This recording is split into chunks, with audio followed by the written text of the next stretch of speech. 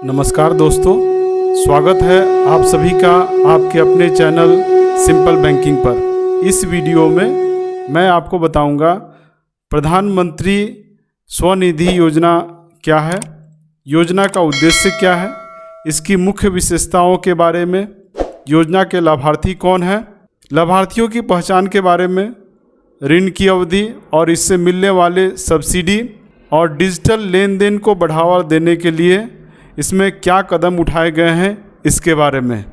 तो आइए जानते हैं कि यह योजना क्यों लाई गई।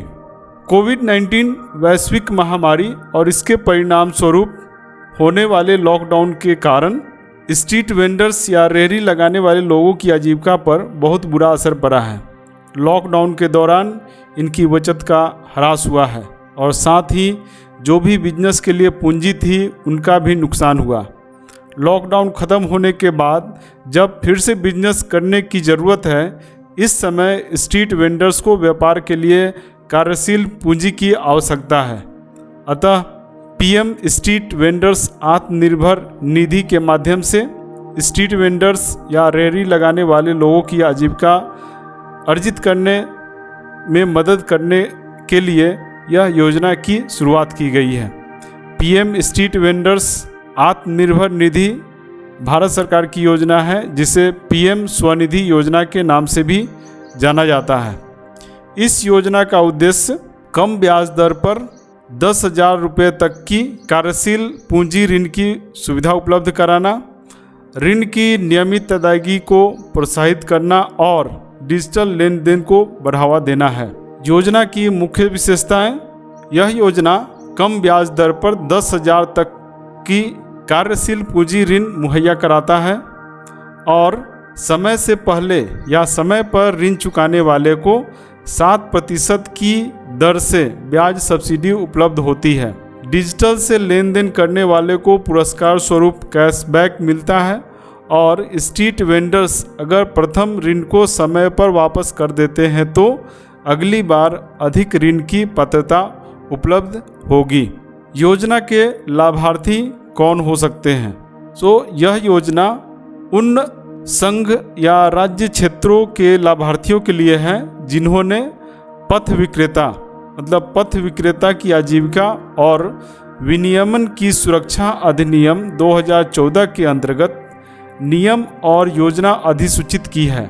मेघालय के पास खुद का राज्य पथ विक्रेता अधिनियम है, लेकिन मेघालय के लाभार्थी भी इस योजना का लाभ ले सकते हैं। इस योजना का लाभ शहरों में फेरी लगाने वाले पथ विक्रेता ले सकते हैं, जिनमें शहरी इलाकों के आसपास एवं ग्रामीण क्षेत्रों में से आए विक्रेता भी शामिल हैं, जो 24 मार्च 2020 या उससे पहले से वेंडिंग कर रहे थे। कोई भी व्यक्ति जो रोज़मर्रा के सामान या सेवाएं, खाद्य सामग्री जैसे फल, सब्जियां, चाय, ब्रेड पकौड़े, अंडे, कपड़े, दस्तकारी, पुस्तकें, लेखन सामग्री, नाई की दुकान, मोची, पान की दुकान या लॉन्ड्री इत्यादि सेवाएं किसी अस्थायी रूप से बने हुए स्टॉल से या फिर गली गली घूमकर फुटपाथ या रास्ते पर अपनी सेवाएं प्रदान कर रहे थे, उन्हें पथ विक्रेता कहते हैं और ये सभी लोग इस योजना में लाभ ले सकते हैं। लाभार्थियों की पहचान: ऐसे पथ विक्रेता जिनके पास शहरी स्थानीय निकाय द्वारा जारी किया गया सर्टिफिकेट ऑफ वेंडिंग या पहचान पत्र है, या अगर नहीं है तो ऐसे विक्रेता जिन्हें सर्वेक्षण में चिन्हित किया गया है लेकिन पहचान पत्र जारी नहीं किया गया है, उन्हें अंतरिम सर्टिफिकेट ऑफ वेंडिंग आधारित प्लेटफॉर्म के माध्यम से सृजित कर दिया जाएगा। लाभार्थियों की पहचान कर उन्हें पहचान पत्र उपलब्ध कराना स्थानीय शहरी निकायों की जिम्मेदारी है। या फिर ऐसे पथ विक्रेता जो स्थानीय निकाय आधारित सर्वेक्षण में छूट गए थे अथवा जिन्होंने सर्वेक्षण पूरा होने के पश्चात व्यापार का कार्य शुरू किया है, उन्हें शहरी स्थानीय निकाय या टाउन वेंडिंग कमेटी के द्वारा सिफारिश पत्र या लेटर ऑफ रिकमेंडेशन जारी किया जाएगा। या फिर वैसे विक्रेता जो लॉकडाउन के पहले शहरी निकाय में विक्रेता का कार्य कर रहे थे और लॉकडाउन में अपने निवास स्थान को लौट चुके हैं, अगर वे फिर से विक्रेता का कार्य शुरू करना चाहते हैं तो उन्हें शहरी स्थानीय निकाय या टाउन वेंडिंग कमेटी के द्वारा सिफारिश पत्र या फिर लेटर ऑफ रिकमेंडेशन जारी किया जाएगा। और इसको जारी करने के लिए उन्हें कुछ दस्तावेज प्रस्तुत करने होंगे। ये दस्तावेज हैं जैसे कि बिक्री के उद्देश्य से बैंक या NBFC या MFI से प्राप्त पिछले ऋण की दस्तावेज या national street vendor association of India या नेशनल हॉकर फेडरेशन या सेल्फ एम्प्लॉयड वीमेन एसोसिएशन इत्यादि जैसे पथ विक्रेता के अगर सदस्य हैं तो उनसे संबंधित कोई दस्तावेज या कोई अन्य दस्तावेज जो यह साबित करे कि अमुक व्यक्ति विक्रेता का कार्य कर रहा था। अगर कोई विक्रेता सादे कागज पर सामान्य आवेदन के माध्यम से शहरी स्थानीय निकाय को भी अनुरोध कर सकता है कि उसके दावे की यथार्थता का पता लगाने के लिए स्थानीय स्तर पर पूछताछ करें और उसके बाद उसे सर्टिफिकेट दिया जाए। तो जिन विक्रेता के पास ये अगर सर्टिफिकेट है तो वो विक्रेता का कार्य शुरू कर सकते हैं। और सर्टिफिकेट ऑफ वेंडिंग या लेटर ऑफ रिकमेंडेशन के अलावा विक्रेता की पहचान के लिए आधार कार्ड, पैन कार्ड, मतदाता पहचान पत्र, ड्राइविंग लाइसेंस या नरेगा कार्ड उपलब्ध होना चाहिए। इस योजना का लाभ आप अनुसूचित वाणिज्यिक बैंक, क्षेत्रीय ग्रामीण बैंक, लघु वित्त बैंक, सहकारी बैंक और गैर बैंकिंग वित्तीय कंपनी या अन्य वित्तीय संस्था से ले सकते हैं। इस ऋण के लिए हर बैंक की अलग अलग ब्याज दरें हैं जो उनके प्रचलित ब्याज दर के अनुसार से होंगी और इस ऋण की अवधि 12 महीने की है और 12 महीने में आपको ऋण चुकाना होता है। ब्याज सब्सिडी 7% की दर से वापस की जाएगी। जो विक्रेता समय से या समय पर अपना ऋण चुकाते हैं उन्हें 7% की दर से ब्याज सब्सिडी उपलब्ध होगी। और सिक्योरिटी के रूप में ऋण के लिए कोई कोलेट्रल नहीं देना होगा।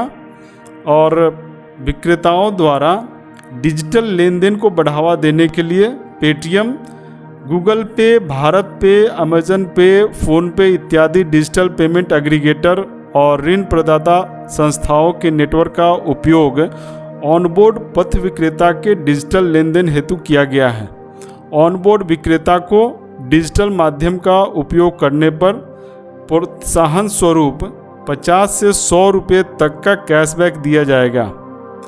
25 रुपये तक के भुगतान या प्राप्ति को योग्य लेन देन माना जाएगा और प्रति माह 50 योग्य लेन देन करने पर 50 रुपये कैशबैक दिया जाएगा।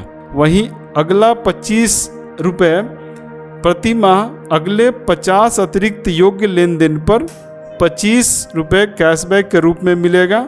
मतलब कि प्रति माह 100 योग्य लेन देन पर विक्रेता को एक माह में 75 रुपये मिलेंगे और प्रति माह उससे आगे 100 लेन देन पर 25 रुपये कैशबैक मिलेगा। मतलब कि प्रति माह अगर 200 योग्य लेन देन होता है तो 100 रुपये कैशबैक के रूप में प्राप्त होगा। अगर कोई व्यक्ति डिजिटल लेन देन से परिचित नहीं है तो पेमेंट एग्रीगेटर या माइक्रो फाइनेंस इंस्टीट्यूशन के एजेंट उन्हें इस काम में मदद करेंगे और डिजिटल लेन देन के लिए एक डेबिट कार्ड और वेंडिंग स्टॉल पर QR कोड भी प्रदान किया जाता है।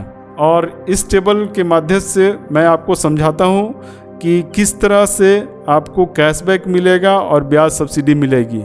तो 10,000 का ऋण अगर 24% की ब्याज दर से हम देखें तो प्रति माह का जो किस्त होगा वो होगा आपका 946 रुपये। और पहले माह में अगर देखें तो मूलधन होगा 746 रुपये और ब्याज की राशि होगी 200 रुपये। अगर कोई व्यक्ति समय से अपना किस्त अदा करता है तो उसे 7% की ब्याज की दर से 58 रुपये पहले माह में ब्याज सब्सिडी मिलेगी। डिजिटल लेन देन अगर 200 करता है तो उसे 100 रुपये कैशबैक मिलेगा और इस तरह से कुल लाभ जो होगा वो होगा 198 रुपया। तो अगर कोई व्यक्ति हर माह समय से अपना ऋण चुकाता है तो उससे कैशबैक मिलेगा, जो कि इस कॉलम में आप देख सकते हैं। और टोटल कैशबैक जो 1 साल के अंदर में मिलेगा वो है 402 रुपये। और अगर कोई व्यक्ति हर माह 200 लेन देन करता है तो उसे हर माह 100 रुपये कैशबैक मिलेगा, जो 12 महीने में होगी 1200 रुपये। और इस तरह से कुल लाभ होगा उस व्यक्ति को 1602 रुपये। अगर हम यहाँ देखें तो ऋण में जो ब्याज देना होगा एक व्यक्ति को वो होगा 1348 रुपये, और जो उस व्यक्ति को लाभ मिलेगा वो होगा 1602 रुपये, जो कि ऋण और ब्याज की राशि से 255 रुपये ज़्यादा उस व्यक्ति को मिलेगा। इस तरह हम देखते हैं कि एक व्यक्ति को ऋण के अलावा 255 रुपये की राशि अतिरिक्त मिलती है। एक व्यक्ति को 10,000 ऋण के अलावा 255 रुपये अतिरिक्त लाभ होता है। मुझे आशा है कि आपको प्रधानमंत्री स्वनिधि योजना के बारे में जानकारी मिल गई होगी।